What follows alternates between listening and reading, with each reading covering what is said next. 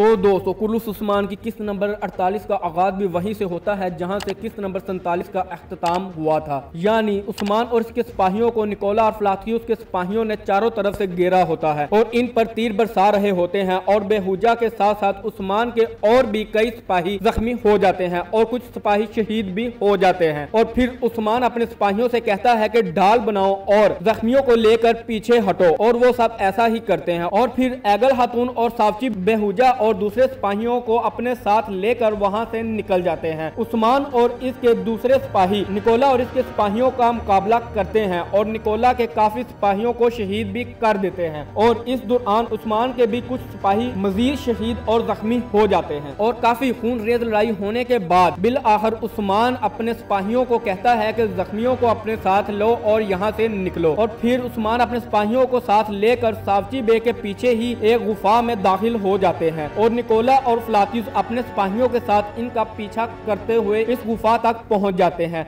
और वहां उस्मान के कुछ सिपाही फ्लातियुस और निकोला को इनके सिपाहियों के साथ वहां रोक के रखते हैं और उस्मान अपने जख्मियों और सिपाहियों के साथ इस गार के दूसरी तरफ पहुंच जाता है। और वहां उस्मान सावची को कहता है कि आप सब जख्मियों को लेकर कबीले जाएं, मैं फ्लातियुस से हिसाब चुकता करके ही आऊंगा। और दूसरी तरफ निकोला शहनशाह से मिलने चला जाता है और फ्लातियुस उस्मान के सिपाहियों को शहीद करके उस गार की दूसरी तरफ पहुंच जाता है। लेकिन वहां इसे कुछ नहीं मिलता और समझता है कि उस्मान भाग गया है और अपने सिपाहियों को इसका पीछा करने का कहता है। इस दौरान कबीले में बाला खातून, महलन खातून और अलीना मौजूद होती हैं और अलीना खातून अपने बेटे के लिए फिक्रमंद हो रही होती हैं। बाला और महलन खातून को बेहुजा के ख्वाब के मुतालिक बताती हैं और वो दोनों अलीना को तसल्ली देती है और फिर लीना खातून वहां से चली जाती है। फिर मलहन खातून इसे कबीले में मौजूद गद्दार के बारे में बात करती है कि अगर इस जंग के मुतालिक निकोला तक खबर पहुंच गई तो इस पर बाला खातून मलहन खातून पर गुस्सा होती है और कहती है कि ऐसा नहीं हो सकता। और दूसरी तरफ गेहातू का आदमी आकर पैतरोस पर अपना खंजर रखता है और इसे पूछता है कि तुम्हें कैसे पता चला कि हम मलहन खातून के वालिद उमर बे के पीछे हैं। और फिर पैतरोस इनसे डील करता है कि मैं तुम्हें ये बता दूंगा कि उमर बे कहाँ है और इसके बदले तुम मुझे उस्मान का सर लाकर दोगे। और फिर हम देखते हैं कि सावची बे जख्मी सिपाहियों को लेकर कबीले आते हैं और दुनदार उस्मान को इनके साथ ना देखकर बहुत खुश होता है। और फिर सब लोग जख्मियों की मदद करने में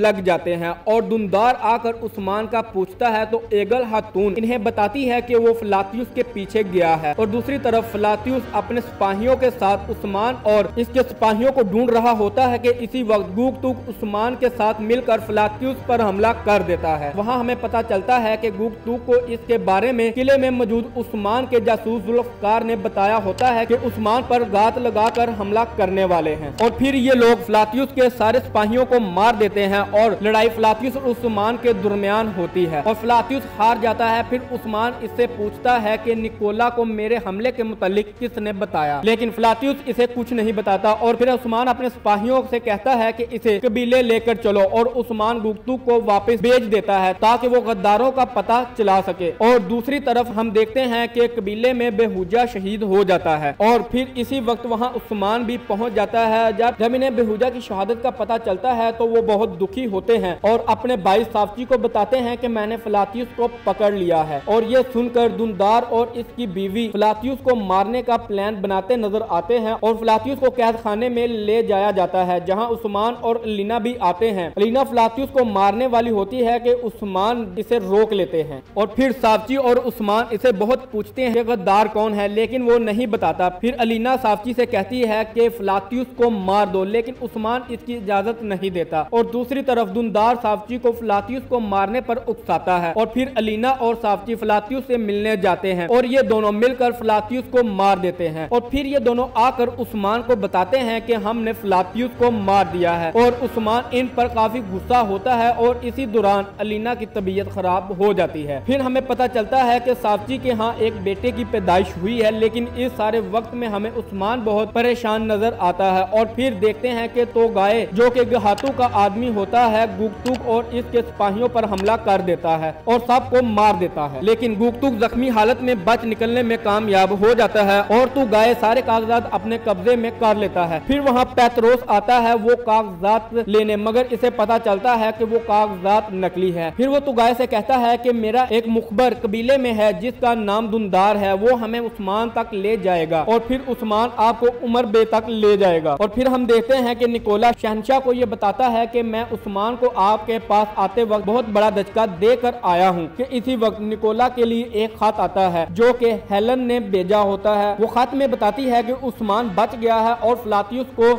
इसने कैद कर लिया है। और फिर शहंशाह निकोला से कहता है मैं तुम्हारे साथ किसी को भेजूंगा, कालातोज का भाई जिसे उस्मान ने मारा था, जिसका नाम एफास्तोज कालानोज है। और फिर हम देखते हैं कि महलन खातून उस्मान के पास आती है और इसे बताती है कि इसके वालिद उमर बे बहुत जल्द यहाँ अपने कबीले को लेकर आ रहे हैं। और फिर दुंदार से फ्लातियुस मिलने आता है और इसे बताता है कि उस्मान का एक और दुश्मन जिसका नाम कारशमन तो गाय है आ गया है। दूसरी तरफ उस्मान महलन खातून और अपने सिपाहियों के साथ उमर बे से मिलने जा रहा होता है कि इसी वक्त तो गाय इनका पीछा करता हुआ दिखाई देता है और वहीं किस्त का अख्ताम हो जाता है।